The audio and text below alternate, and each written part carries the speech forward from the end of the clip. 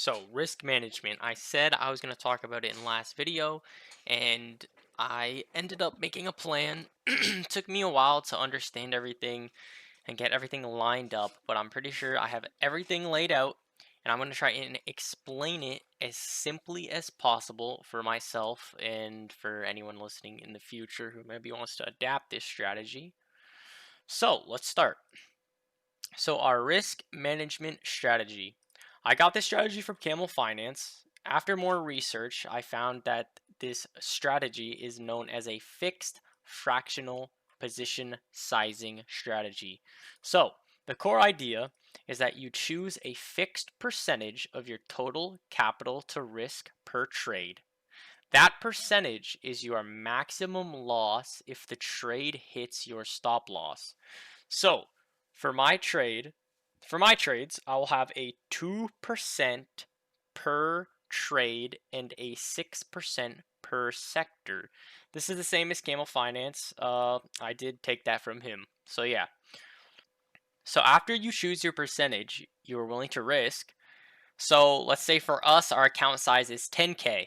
We can risk a maximum of $200, aka 2% of the 10K, staying within our risk rule, which is 2% per trade and 6% per sector. And that goes for every trade you make. It does not matter how much is allocated or used for margin or how wide the stop is. What matters is that if you are wrong, the maximum you can lose is $200.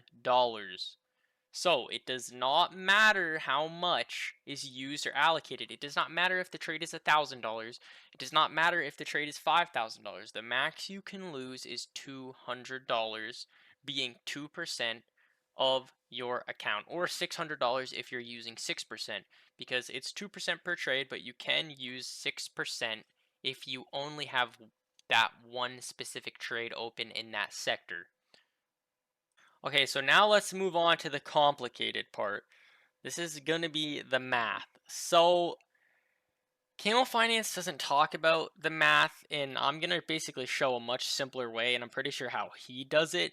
But if you're using the fixed fractional position sizing method itself, it does have an equation to find out your stop loss and your position size. So, we need to remember our risk per trade is $200 or 2% of our portfolio.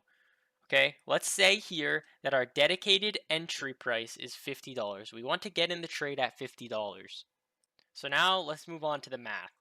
So the fixed fractional position sizing says that we need to define our risk per trade, which is 200.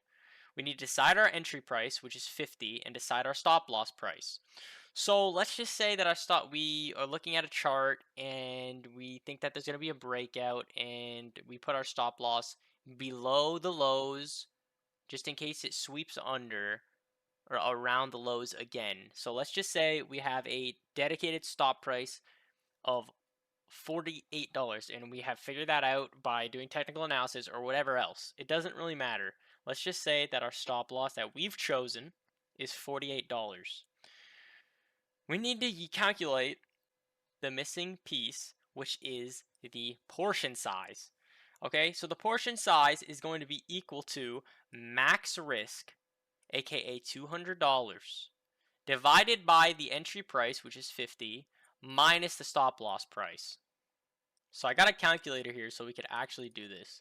So let's find out our position size. Our position size is going to be our max risk. Remember, our account is 10K and our max risk is $200, which is 2% of 10K. Okay, we want to divide that by our entry price, which is 50. Okay, and then we want to subtract that from our stop loss, which is 40. And that gives us 100, aka 100 shares. Okay, now that we know we can get 100 shares, we would times that by the price per share, which our entry is, which is 50. That means that we should put about $5,000 into this trade. So now that we have a $5,000 that we know we can put in. Now remember, if we take our 100 shares, which we got, and we times them by 48, okay? That would leave us with 4,800. That is $200 less than we originally put in, meaning the stock would have to go to $48 for us to lose $200. And that's how that works. So that is just a suggestion. Remember that. Now, you can do all that, but it makes things a little complicated. And as I said before, it's a suggestion of how many shares you could buy. And in turn, by telling us how many shares to buy, it tells us how much money we should put into the trade. But remember, that formula is just a suggestion.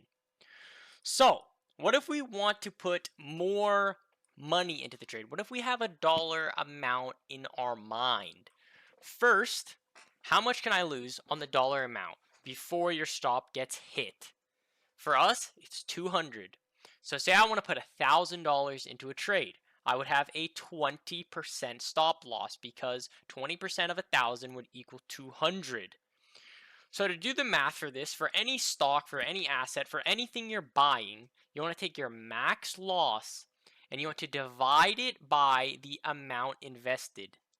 So we know 200, the amount we're willing to risk, divided by 1,000 would give us 0.2. We times that by 100 so we can get the percentage. That'd be 20%. So let's do another example. So let's say we want to put $5,000 into a trade. Remember, we're willing to risk 200. We want to divide that by $5,000, how much we're putting into the trade. That will give us 0.04, times that by 100. That will give you the percentage, which is 4%.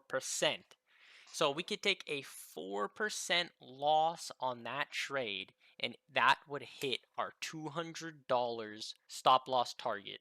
Because if you take $5,000 and then you times it by 4%, that equals 200, meaning we can only lose 200. I'll do one more example with a different sized account. So let's say our account is worth 30,000, all right? So we're trading with much more, and we don't want to use our 2%, we want to use our 6%, all right? So we're going to times it by 6%, okay? And that gives us the number of what we are willing to risk. So remember this number, 1,800. Okay, so now we want to do a trade. Let's say we want to do a $20,000 trade with our 30,000. Okay, so we want to take our 1,800, which is now the amount we're going to risk. That is our new 200. It's 1,800 because we're using 6% and not 2%, and we have $30,000. Then we want to divide that by the trade amount. So I said let's use 20,000. Okay, that would give us 0.09. We times that by 100, and that would give us 9%. So now we know if we, on our $20,000 trade, if we lose 9%, we would lose $1,800. It's as simple as that. I try to make it as simple as possible, but let me know what you think about this. Yeah, that's pretty much it, guys. Thanks for watching. See ya.